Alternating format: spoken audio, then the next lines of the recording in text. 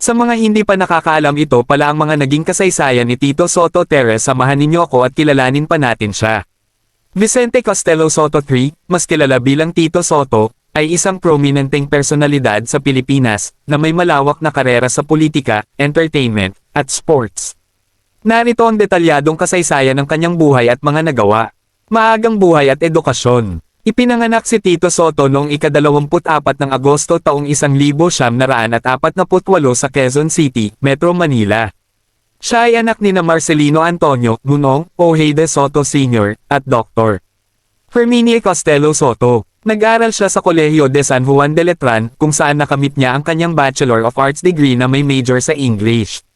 Karera sa entertainment. Nagsimula ang kanyang karera sa entertainment noong dekada 1960 bilang bahagi ng bandang Piltdown Men. Siya rin ang nagtatag ng grupong VST at Company na naging tanyag sa kanilang mga